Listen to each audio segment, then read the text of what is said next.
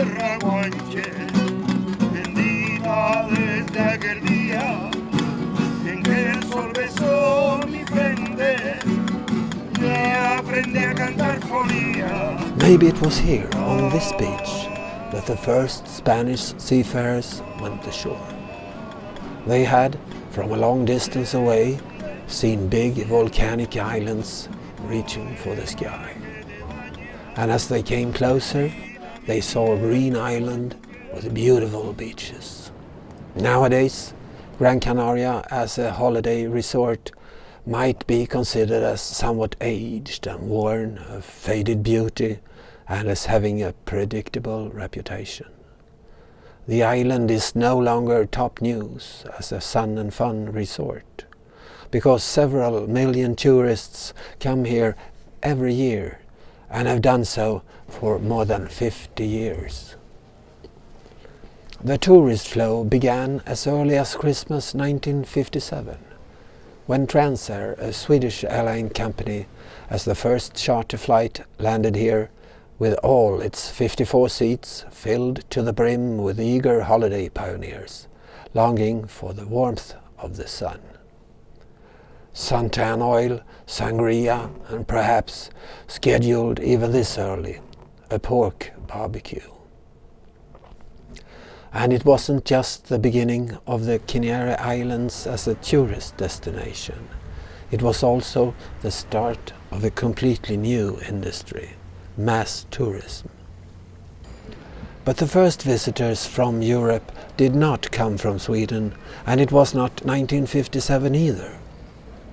The first Europeans to come here were from Italy, Spain and Portugal, and it was in the early 1300s. And they did not come here for a holiday. They came here to capture slaves and what other valuables they could lay their hands on. The target for this disgusting deed was the natives, the Guanches, who had lived here for several thousand years already. In all, they were perhaps 30,000 inhabitants, and they had led a peaceful and somewhat primitive life here, in simple homes and without any plans to conquer other parts of the world. Some of them might have lived in the caves, so famous today. Presumably, the Guanches came from North Africa, only 200 kilometers away, or perhaps they were Phoenicians gone astray.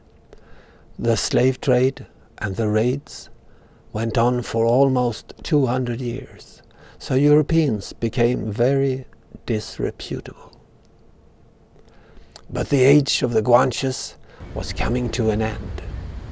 In the late 1400s, the Spaniard Juan Rion and his crew was sent out to conquer the island. The plan was, as it often is, to solve the problem by liquidating it. It is an ancient plan which never seemed to be out of date. But Juan and crew encountered more resistance than they had counted on, and they had to flee back to Spain. 5 years later, a new Spanish expedition set course towards the same target and with the same mission, and it was Pedro de Vero who wrote himself into the history books as the one who completely succeeded in eradicating the problem.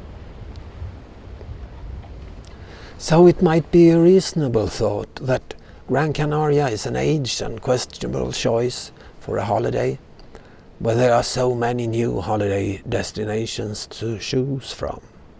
But then one might not have considered the alternative to the so common strides between the hotel, the beach and the bar.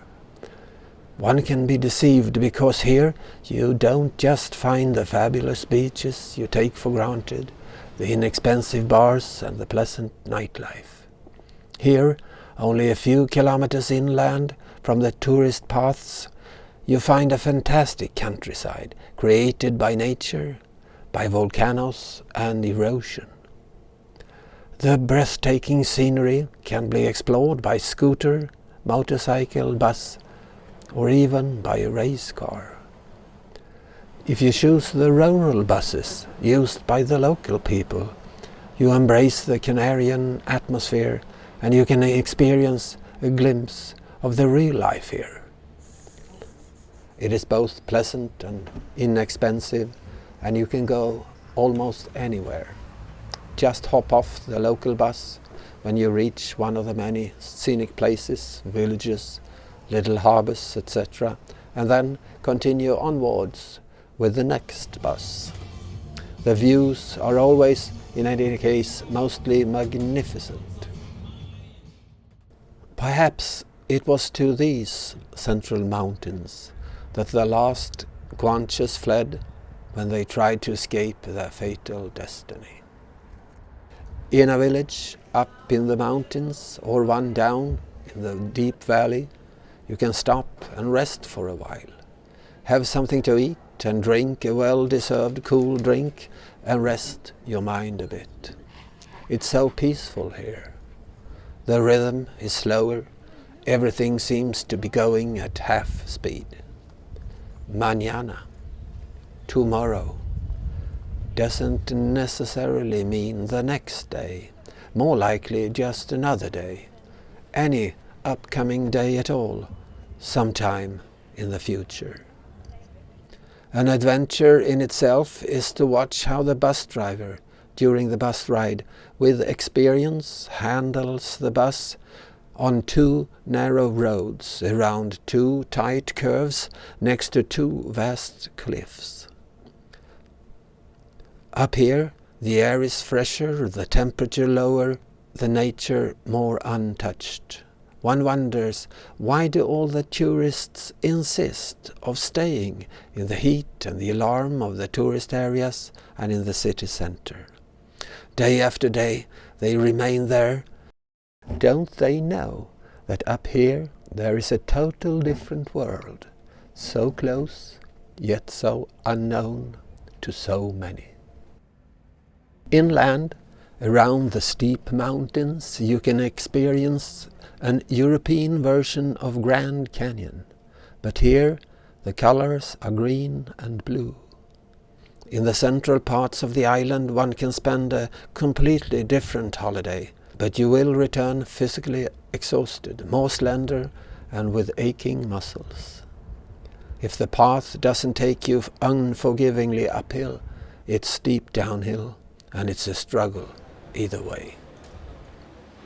In the capital of the island, Las Palmas, one can get weary by visiting lively markets and desolate building lots, exhibitions for modern art, museums for older art, energetic shopping areas and relaxed promenades. Elderly people sitting quiet and seemingly just sitting there. Kids running around, shouting and chattering, or even younger ones just screaming and screaming. Somewhere in this swarm, a fragment of the history of mankind might be discovered in a very materia of Gran Canaria, and by coincidence even the history of the Guanches, and at the very best a glimpse of the future. But it is so difficult to see this, because all these daily life things seems to be obstacles, obscuring what we want to grasp, while life just continues.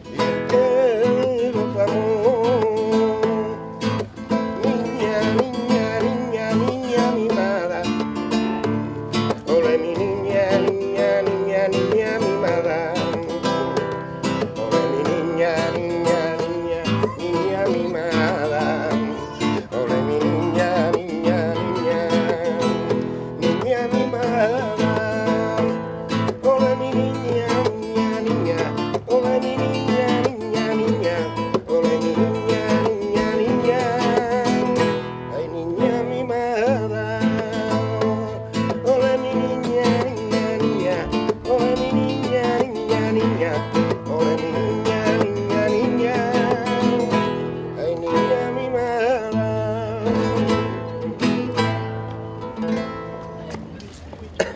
Okay. Gracias, hombre.